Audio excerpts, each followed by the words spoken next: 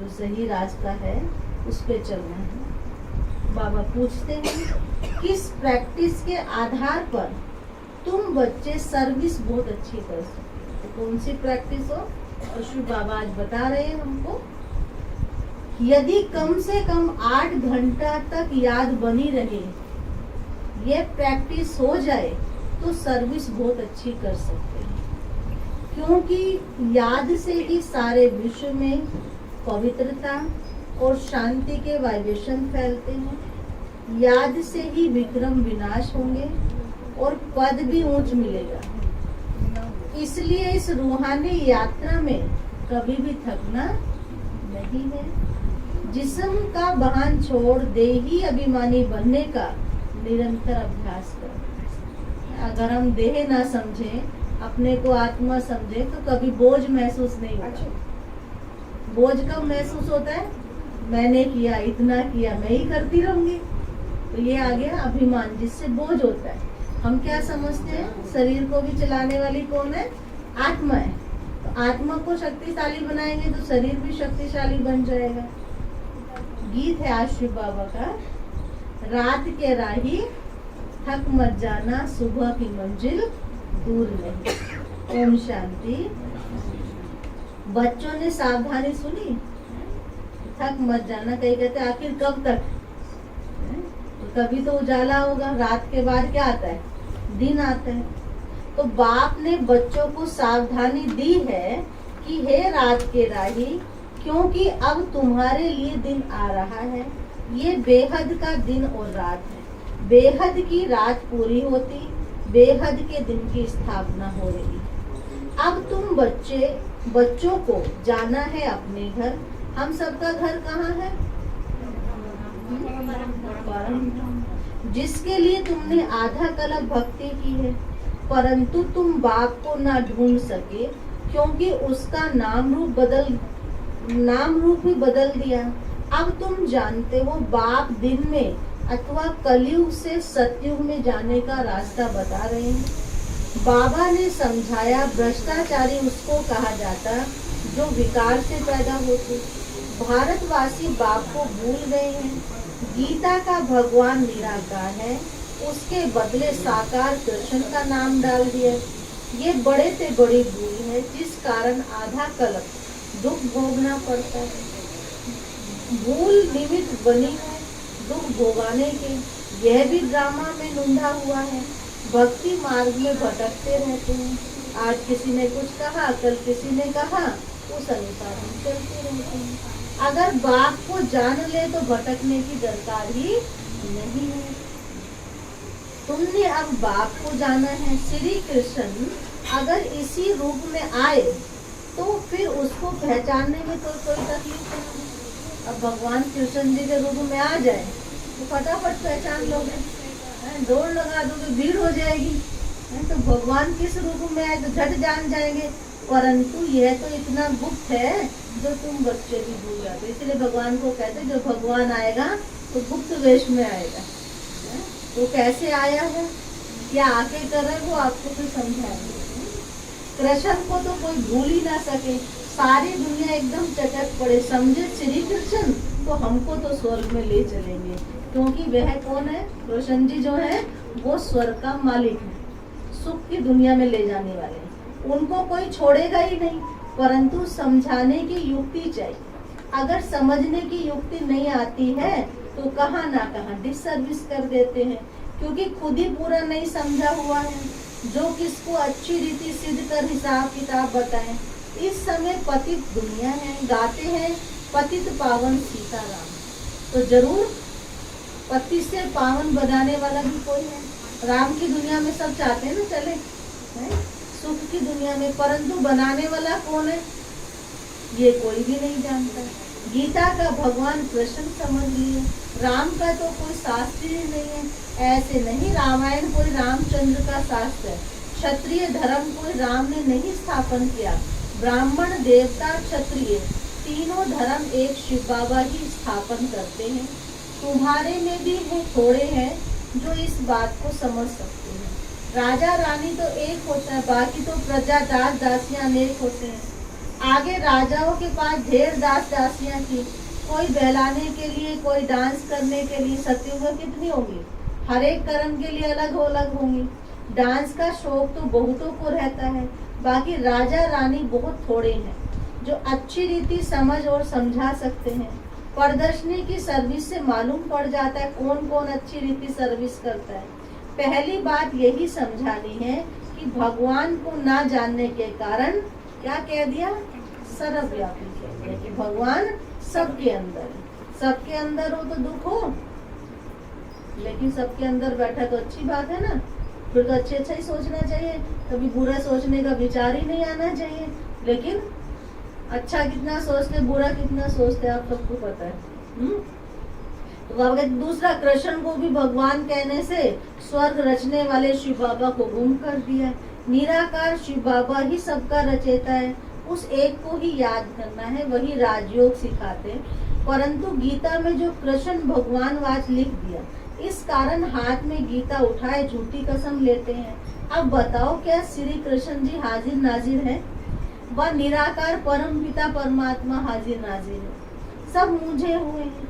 तुम बच्चों को, बाबा ने फिर हमें होमवर्क दिया, तुम बच्चों को सवेरे उठकर प्रैक्टिस करनी है समझाने की। राजा जनक का मिसाल है ना, अष्टवक्र जनक को भी दिया ज्ञान दिया, परंतु ये कोई ब्रह्म ज्ञान नहीं है, ये है ब्रह्मा ज्ञान। ब्रह्मा कुमारियां ये ज्ञान दे रही हैं। ब्रह्म कुमारी नहीं है, कहते हैं ना ब्रह्म कुमारी, ब्रह्म से योग लगाने वाली नहीं है। ब्रह्मा कुमारी अर्थात ब्रह्मा की संतान। ब्रह्मा की संतान हम सब हैं। कहते हैं ना आदि पिता है ना हमारे। तो उस बच्चे की चाहे शादी हो जाए, चाहे बूढ़ा हो जाए, माँ बाप के लिए तो वो बच्चा ही रहता है हमेशा।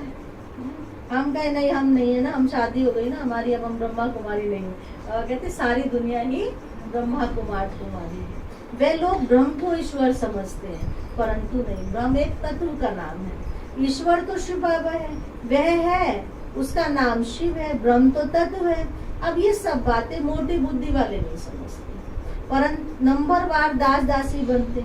समझना चाहिए, अगर हम किसको अच्छी रीति समझा नहीं सकते तो हमारा पार्ट पिछाड़ी में है। फिर पुरुषार्थ भी करना चाहिए।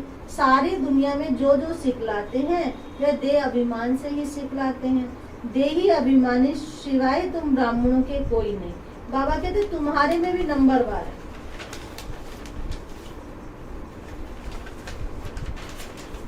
जो आत्म अभिमानी बनते हैं, आत्म अभिमानी अर्थात जो अपने को आत्मा समझ के कर्म करते हैं।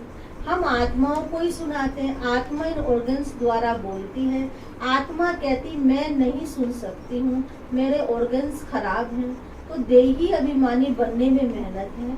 सतयुग में सब देही अभिमानी रहते हैं, बाकी परमात्मा का ज्ञान सतयुग में नहीं होता। बाबा कहते मेरा सिमरन वहाँ कोई नहीं करता।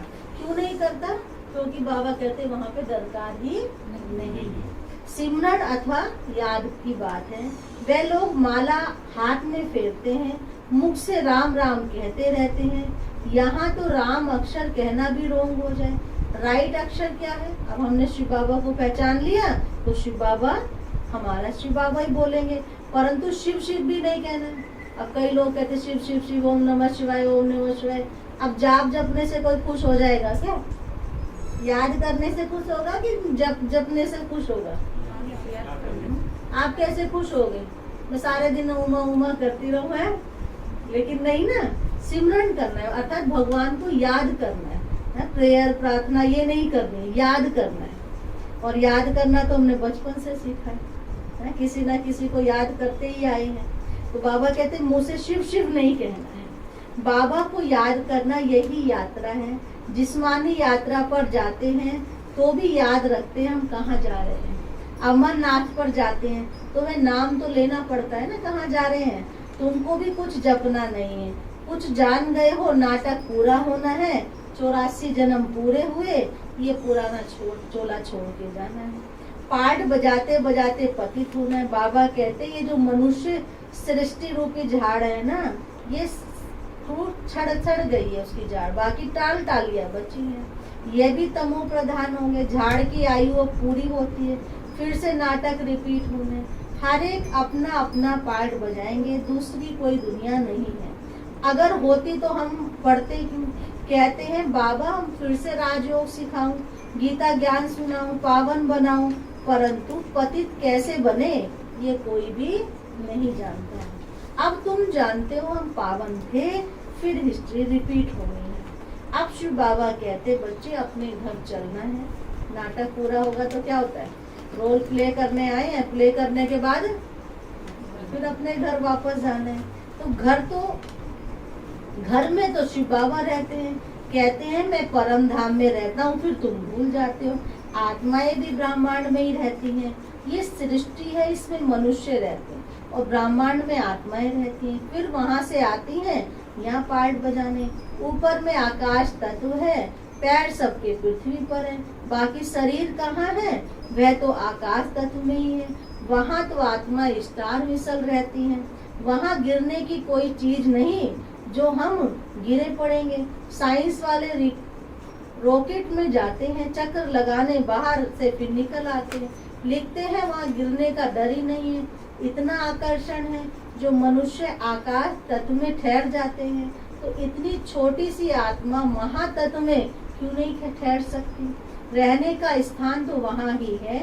ये सूर्य, चांद, स्टार्स बहुत बड़े हैं, ये कैसे ठहरे हुए हैं? क्या कोई रस्सी आदि लगी हुई है? स्टार्स में रस्सी लगी हुई है, देखते हो कैसे ठहरे हुए हैं, सारा ड्रामा बना हुआ है। तो ऐसे ही परम धाम में हम सब आत्माएं लगी हुई है, जैसे आत्मा स्टार है, ऐसे ही वो स्टार है ऊपर आकाश में। तो हम 84 के चक्र में आते हैं। ये झाड़ है, कितनी बड़ी टालियां हैं, बाकी छोटे छोटे थोड़ी ही देख सकेंगे। बाबा तो नटशेल में समझाते हैं, जो पीछे पीछे आते हैं वे जरूर थोड़े जन्म लेंगे, बाकी एक एक का हिसाब नहीं बताएंगे। तुम जानते हो ब्रह्मा द्वारा ब्राह्मण, देवता, क्षत्रिय धर्म की स्थापना हो रही है। जिससे स्थापना हुई उसको ही फिर पालना करनी है। ब्रह्मा, विष्णु, शंकर तीनों ही देवताएं अलग अलग हैं। ब्रह्मा के द्वारा स्थापना, विष्णु के द्वारा पालना और शंकर जी के द्वारा असुरी सृष्टि का महाविनाश। बाकी ऐसे नहीं, ब्रह्मा को 3 मुख है, ऐसे नहीं। बाबा कहते बच्चे तुम बिल्कुल बेसमझ बन गए हो, बाबा आकर समझदार बनाते हैं। तुम सब कौन हो? कौन हो आप सब? तुम सब सीताएं हो। कैसे सीताएं हैं? क्योंकि रावण की कैद में है ना। रावण अर्थात बुराई, काम, क्रोध, लोभ, मोह, अहंकार सबके अंदर है। तो बाबा कहते सारी सीताएं इस बुराइयों में फंसी हुई है। कौन छुड़ाएगा? राम आके छुड़ाएगा, है? तो शिव बाबा राम छुड़ाने के लिए आया है बुराइयों से। बाबा कहते तुम बंदर थे, कहते ना बंदर की सेना ली, तो बंदर थे, अभी कैसे बन गए? अब तुम्हारी सेना ली है। बंदर मिसल है, नकल करता है ना बंदर, तो नकल करने में बड़े होशियार हैं हम। कैसे करते हैं? देखो हंसी आ रही, करते हैं ना इसलिए समझ आ गया। नकल करने में तुमने क्या पहना, अच्छा तुमने ये पहना, तुमने तब भी पहनी थी ये चीज, आज भी पहने है? बड़ी याददाश्त अच्छी है? कोई ज्ञान की बात सुनाओ, अच्छा याद नहीं रही, गई तो थी वहाँ, सुना तो था, पता नहीं क्या कहा था, है? बाकी चीजें तो नहीं भूलती, ये वाली चीज कैसे भूल जाती है? तो बाबा कहते बाबा इसलिए बंदरों की सेना लेते हैं और बंदर को मंदिर लायक बना देते हैं। तो तुमको भी मंदिर लायक बनना है। अब राजधानी स्थापन हो रही है, जितना जो श्रीमत पर चलेंगे ऊंच पद पाएंगे। तुम जानते हो हमारे मम्मा बाबा नंबर 1 में जाते हैं। स्थूल वतन में तुम्हारे सामने बैठे हैं, सूक्ष्म वतन भी तुम भी देखते हो बैठे हैं, और फिर वैकुंठ में भी देखते हो। पहले बहुतों को साक्षात्कार कराया गया, फिर थोड़ी कृष्ण सब बन गए। बाल लीलाएं आदि दिखाई जाती है। किस लिए दिखाई जाती है बाल लीलाएं? पुरुषार्थ कराने के लिए, कि इतना संघर्ष, छोटा होते भी इतना संघर्ष किया, लेकिन कैसे रहा, स्थिति कैसी रही श्री कृष्ण जी की? चाहे पूतना वध है, चाहे कंस वध है, कैसी स्थिति थी? हंसते हंसते सारी परिस्थितियों को, सिचुएशन को हंसते हंसते पार कर लिया। बांसुरी बजाते हुए दिखाते हैं उनको, बांसुरी बजा रहे और सारी परिस्थितियों को पार कर लिया। ऐसे हमारे जीवन में कोई सिचुएशन आए, अगर हमारे पास ज्ञान है तो ज्ञान से हम परिस्थिति को हंसते हंसते पार कर लेते हैं। नहीं ऐसे नहीं तो डिप्रेशन हो जाएगा या कुछ हो जाएगा या ऐसे लगेगा मेरा कुछ हुई नहीं। लेकिन ज्ञान है तो इन सब चीजों से हम पार हो जाते हैं। तो शिव बाबा कहते हैं और जब सब पार हो जाएंगे तो फिर महाराजा महारानी बन जाएंगे हैं। अगर नहीं है तो महाराजा महारानी नहीं बनेंगे। जो पक्की निश्चय बुद्धि है वह तो एकदम जैसे ठहर जाते हैं। बाबा हम तो कभी भी आपको नहीं छोड़ेंगे, है प्रॉमिस शिव बाबा से कि हम शिव बाबा को कभी नहीं छोड़ेंगे। कई फिर कहते कहते भी छोड़ देते हैं। क्या करते हैं? आश्चर्यवश सुनंती कथंती बागंती हो जाते हैं। पहले की कहावत है, अभी भी सब कुछ होता रहता है। कहते कलप पहले भी ऐसे भागंती थे, किस पर भरोसा नहीं, जैसे श्वासों पर भरोसा नहीं। बाबा का बनकर फिर मर जाते हैं। ईश्वरीय जन्मदिन मनाकर भी मर जाते हैं अथवा हाथ छोड़ देते हैं। बाबा घड़ी घड़ी कहते रहते तुम ऐसा समझो तो हमको अपने स्वीट होम में जाना है, इसलिए बाबा को याद करना है। भक्ति मार्ग में आधा कल्प याद किया परंतु वापस कोई नहीं जा सकता। जानते ही नहीं तो जाएंगे कहाँ? रास्ता ही नहीं पता है तो जाएंगे कहाँ? बाबा कहते भक्ति मार्ग में तो आधा कल्प याद किया, अब ये वह रूहानी राही बन कैसे सकते हैं? तुम तो अब पूरा राही बन गए हो। जो जास्ती याद करते उनके पाप भी कटते हैं। यात्रा का ध्यान रखना है ना। पिछाड़ी में 8 घंटे तुम्हारी सर्विस रहे, बहुत अच्छा है। ये शांति पवित्रता के वाइब्रेशन हमें फैलाने हैं। यहाँ से विक्रम विनाश होंगे, पद भी मिलेगा। इसलिए कहा जाता बच्चे रात के राही थक मत जाना। कलयुग का अंत माना ब्रह्मा की रात पूरी होनी है। सबको वापस जाना है। रूहानी घर को याद करना है। रूह को अब जाना है। जिस्म का भान अब छोड़ देना है। देही अभिमानी बनना है। यही याद की यात्रा है। इस यात्रा के लिए आपको टाइम भी नहीं निकालना है, खर्चा भी नहीं करना है। भाई कहते ना टाइम ही नहीं है, अच्छा हमारे पास तो है ही नहीं कुछ खर्चा करने के लिए। तो बाबा कहते ये यात्रा है मन बुद्धि की यात्रा। मन बुद्धि से शिव बाबा के पास जब जाए चले जाओ, जब मर्जी आ जाओ। उसको सीखने के लिए मेहनत करनी पड़ेगी, लेकिन है अच्छा। मीठे मीठे सिकिल दे बच्चों प्रति माता पिता बाप दादा का याद प्यार गुड मॉर्निंग। रूहानी बाप की रूहानी बच्चों को नमस्ते। हम रूहानी बच्चों की रूहानी बाप को नमस्ते। अब किसी को इतनी सारी बातें याद न रहे तो 2 पॉइंट के रूप में बाबा सुनाते हैं। पक्का निश्चय बुद्धि बन, दृढ़ संकल्प करना है। क्या करना है? कौन सा संकल्प करना है? कि बाप का हाथ कभी भी नहीं छोड़ेंगे। भगवान का हाथ छोड़ के कहाँ जाओगे? उसका छोड़ दिया तो फिर बचा ही क्या मुझे? तो बाप और घर को घड़ी घड़ी याद करना है। दूसरी बात शिव बाबा सुना रहे हैं, देही अभिमानी बनने की मेहनत करनी है। 5 विकारों रूपी रावण की कैद से छूटने के लिए श्रीमत पर चलना है। मंदिर लायक बनने का पुरुषार्थ करना है। आज शिव बाबा वरदान दे रहे हैं। चाहिए वरदान? ये तो सब लेते रहते हैं, आपको तो आज स्पेशल मिल रहा है। चाहिए? बिना मांगे मिल जाए उससे बढ़िया और क्या चीज है?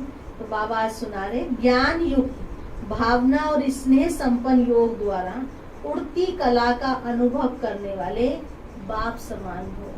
कैसे यूज करें?